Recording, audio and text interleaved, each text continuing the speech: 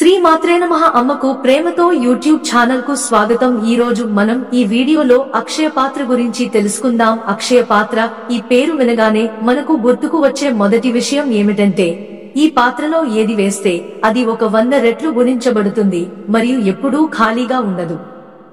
ఈ అక్షయ పాత్రను ఉపయోగించిన పాండవులు తమ 12 సంవత్సరాల వనవాసంలో కొన్ని వేల మందికి ఆహారం పెట్టారని మహాభారతంలో పేర్కొన్నారు. మరి పాండవులు ఈ అక్షయ పాత్రను ఎలా పొందారు? 2025లో మహాభారత కాలం అక్షయ పాత్ర ఇప్పుడు ఎక్కడ ఉందో ఈ వీడియోలో మీకు చెప్పబోతున్నాను. ఈ అక్షయ పాత్ర కథ చాలా ఆసక్తికరంగా ఉంది. అందుకే ఈ కథను ఆధారంగా చేసుకుని ఎన్నో సూపర్ హిట్ సినిమాలు తీశారు. కాబట్టి ఈ వీడియోను చివరి వరకు చూడండి. పాండవులను శకుని పచ్చకాలుడు ఓడించాడు. దానితో కౌరవులలో పెద్దవాడైన దుర్యోధనుడు పాండవులకు 12 సంవత్సరాల వనవాసం తరువాత 1 సంవత్సరం అజ్ఞానం ఇచ్చాడు. అజ్ఞానం అంటే వారి గుర్తింపు తెలియకుండా మారువేషంలో ఉండటం. ఏమీ చేయకుండా పాండవులు, ద్రౌపది, సుభద్ర, అభిమన్యుడు, ఉప పాండవులు వారి సైనికులందరితో కలిసి 14,000 రథాలతో వనవాసానికి బయలుదేరారు. కాబట్టి కౌరవుల పాలనలో ధర్మం లేని రాజ్యంలో మనం జీవించలేము. చనిపోవడానికి సిద్ధంగా ఉన్న 10,000 మంది బ్రాహ్మణులు మీతో పాటు వనవాసానికి బయలుదేరారు. అప్పుడు ధర్మరాజు, మా పట్ల మీకున్న అభిమానం నాకు అర్థమవుతుంది.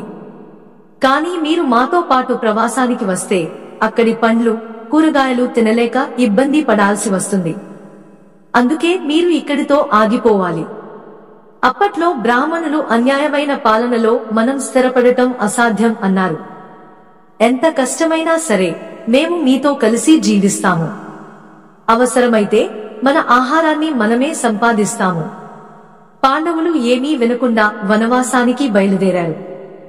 వనవాసానికి వెళ్తున్నప్పుడు ధర్మరాజు అడవిలో తనతో వస్తున్న వేలాది మందికి ఆహారం ఎలా ఏర్పాటు చేయాలో ఆలోచించాడు. ఇది చూసిన శౌనక మహర్షి ధర్మరాజు వద్దకు వచ్చి, ధర్మరాజు, సూర్యుడు ఈ భూమిపై ఉన్న జంతువులకు ఆహారం మరియు నీటిని ఇచ్చేవాడు అని అన్నాడు. మీరు ఆయనను ప్రార్థించి ఆయనను సంతోషపెట్టగలిగితే ఈ సమస్యకు పరిష్కారం లభిస్తుంది. ధర్మరాజుకు 108 సూర్య నామాలను పఠించి వీలైనంత త్వరగా ప్రార్థన ప్రారంభించమని చెప్పారు. మరుసటి రోజు ధర్మరాజు ఉదయాన్నే లేచి నదిలో స్నానం చేసి సూర్యుడిని పూజించడం ప్రారంభించాడు. కొంతసేపటి తర్వాత సూర్యుడు ప్రత్యక్షమై ధర్మరాజుకు 1 గిన్నెడు రాగిని ఇచ్చి, ధర్మరాజు, ఈ 12 సంవత్సరాల వనవాసంలో అడవిలో నీకు దొరికే కూరగాయలను ద్రౌపది సహాయంతో వండుకో అని అన్నాడు. నువ్వు ఎంతమందికి వడ్డించినా ఈ గిన్నె ఖాళీగా ఉండదు. కాని ఎప్పుడైనా మీరు ఈ గిన్నెను పూర్తిగా కడిగి దానికి 1 గిన్నె ఇస్తే అది ఆ రోజు పనిచేయడం మానేస్తుందని చెప్పి అక్కడి నుండి వెళ్లిపోయాడు. ఆ రోజు నుండి పాండవులు వారితో అడవికి వెళ్లినా ఆ గిన్నె కొన్ని వేల మందికి సరిపోతుంది. మరి ఈ మహాభారత కాలం నాటి గిన్నె ఇప్పటికీ మన దేశంలో ఉందా? ఇప్పుడు అది ఎక్కడ ఉందో తెలుసుకుందాం. త్రేతాయుగంలో హనుమంతుడు, ద్వాపరయుగంలో భీమసేనుడు ఇద్దరూ వైదేవ వంశంలో జన్మించారని మనకు తెలుసు. కాని మధ్వాచార్యుడు అదే వైదేవ వంశంతో కలియుగంలో జన్మించాడు. గత జన్మలో ఆయన భీమసేనుడు అని చెప్పడానికి అనేక సంఘటనలు ఉన్నాయి. అందులో ఒక ఆసక్తికరమైన సంఘటన గురించి తెలుసుకుందాం. ఒకరోజు మధ్వాచార్యుడు తన శిష్యులతో కలిసి ద్వాపర యుగంలో కురుక్షేత్రం జరిగిన హర్యానాకు వెళ్లాడు. ఆ ప్రదేశానికి వెళ్లిన తర్వాత మధ్వాచార్యుడు తన గత జీవిత జ్ఞాపకాలను గుర్తు చేసుకుని తన శిష్యులతో, నా కథ ఇంకా ఈ నేల కిందే ఉంది అని అన్నాడు. నేను భీమసేనుడిని, ద్వాపర యుగంలో అత్యంత శక్తివంతుడని చెప్పబడుతున్నాను. ఆయన నిజం చెబుతున్నాడని చూసి ఆయన శిష్యులు ఆశ్చర్యపోయారు. వాళ్ళ ముందు ఏం చూశారో తెలుసా? అది బంగారు రత్నమైన భీమసేనుడు కథ. ఆయన శిష్యులు ఆయన పాదాలపై పడ్డారు. అప్పుడు మధ్వాచార్యుడు ఎవరికీ తెలియకుండా ఆ ప్రదేశం నుండి వెళ్లిపోయాడు. మహానుభావుడు మధ్వాచార్యుడు 750 సంవత్సరాల క్రితం కర్ణాటకలోని ఉడిపిలో శ్రీకృష్ణుని విగ్రహాన్ని ప్రతిష్ఠించాడు.